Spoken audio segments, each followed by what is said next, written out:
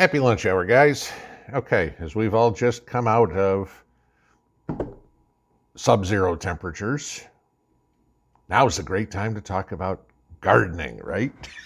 Yes, okay. And I'm doing this because a lot of you, after a video I did the other day, asked me about it. And some of you may not have even thought about it, but I wanted to explain a little bit about the use of a heat mat when you are starting your seedlings, okay? I know there's a whole bunch of you go, boring, click, out of here. That's fine.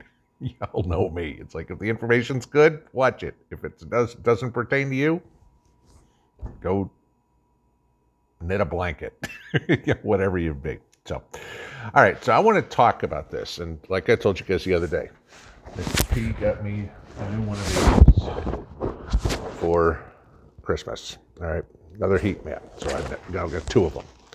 And this one's 2 feet by 5 feet long, powers and electric, and what you're doing is putting it under your seed trays.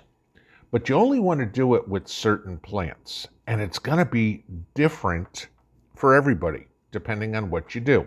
So again, just like everything else I talk about, you have to adapt this for how you do things, and I'll explain why. All right, because some of you guys live in North Dakota and some of you guys live in Miami. All right, you have different weather, right? All right, let's also think about when and where you're planting seeds. All right, completely different growing in the desert of New Mexico than it is the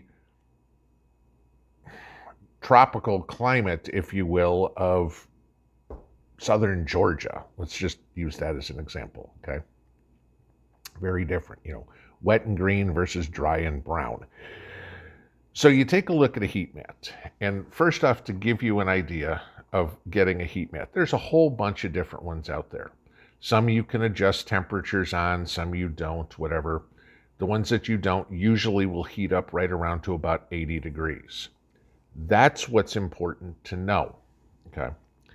Because different seeds germinate at different temperatures. Now, let's also think about this. Where do you germinate your seeds? If you've got a greenhouse and your greenhouse stays a consistent 80 degrees, let's say, for example, all year, you don't need a heat mat at all, okay? It stays in 80 degrees. 80 degrees is warm enough pretty much to germinate anything. If, like a lot of people in January, February, you're going to start germinating your seeds in your house, I very seriously think that you're paying the electric bill or paying the gas bill to keep your house at 80 degrees, okay? So for some plants that you're going to need heat on, otherwise they're not going to germinate. You can put some seeds in the ground all you want. I'm going to stick it in the sunny window. I'm not going to do it, okay? Unless it gets up to the temperature that the seeds germinate, that seed will never germinate. So hence the use for a heat mat. It's giving you some under heat for the seedlings. Now, for me this year, and I'll show you this because this is one of my winter projects to finish building out the garage because Mrs. P doesn't want all my seedlings in the house anymore. I'm going to build a greenhouse inside my garage underneath my workbench. The garage is not heated, all right? So one of the other things that I've got to put in there is a greenhouse heater so I can get the temperature up. Now, if we have temperatures like we did now in February, that heater is going to be working nonstop. So I also need some heat underneath so I can keep this 48 square feet that I'm going to do warm enough that my plants will warm up. So let's talk about temperatures. And let's just say, for example, you keep your house at 70, okay? We keep ours around 66. I know some of you guys keep it at 72, whatever it would be. But let's just use 70 for example. So I want you to look at this chart. This is some common plants that home gardeners grow, all right? So look in that column there where it says temperature. And that is the temperature at which the seed requires to be to germinate.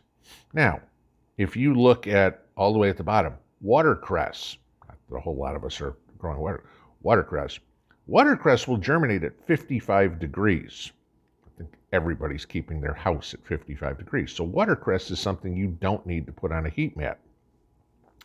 But look a couple above. Squash, 80 to 95 degrees. Okay? Heat mat gets to 80 degrees. In order to germinate your squash, you're going to have to get those seeds up to 80 degrees, that soil up to 80 degrees. Hence why a lot of people plant their squash directly outside in the summer, because now it's got warm enough out there. All right. So look at this chart and think about what you grow indoors.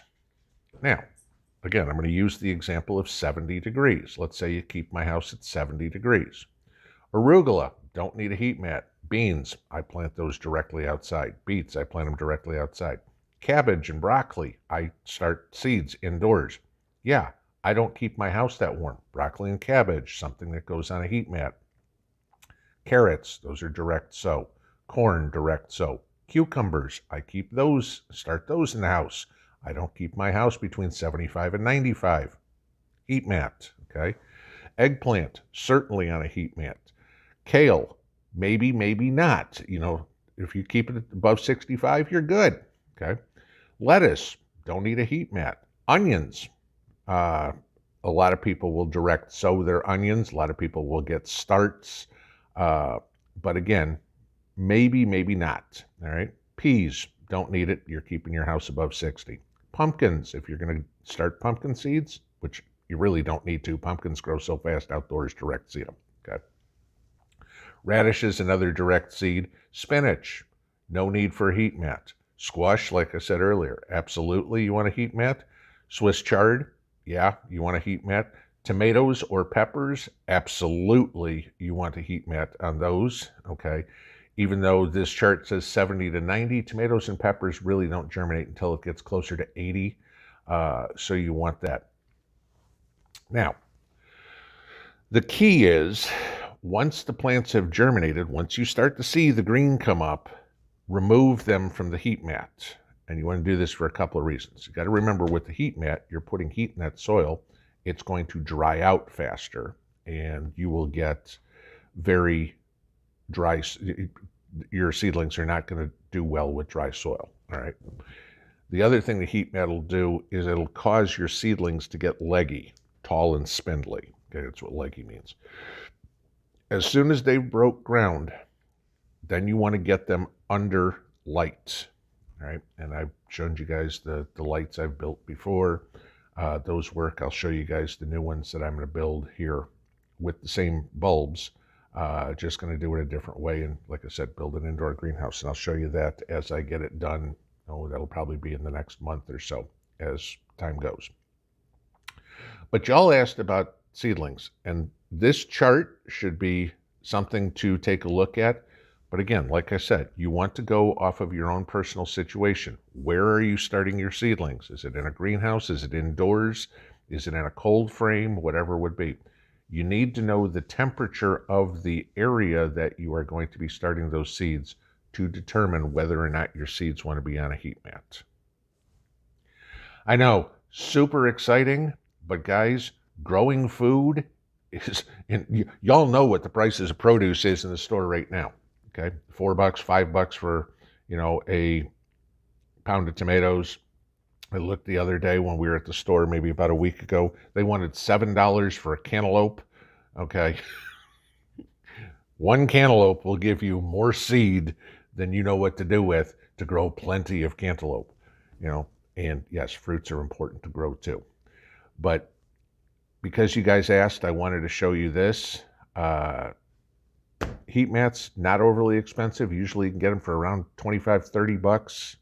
Amazon's got a whole bunch of them. Whether or not you want to do the ones with the thermostat control, that's up to you. I personally don't use them, you know, because again, I have this chart right here, and I'm going to put multiple plants, you know, 2x5 heat mat I can get a lot of seed trays on. But use this to your advantage. Have a little bit more success in growing your seeds this year. Again, it's all knowledge, guys. And the more you know, the more you grow. Have a good one. Pinball out.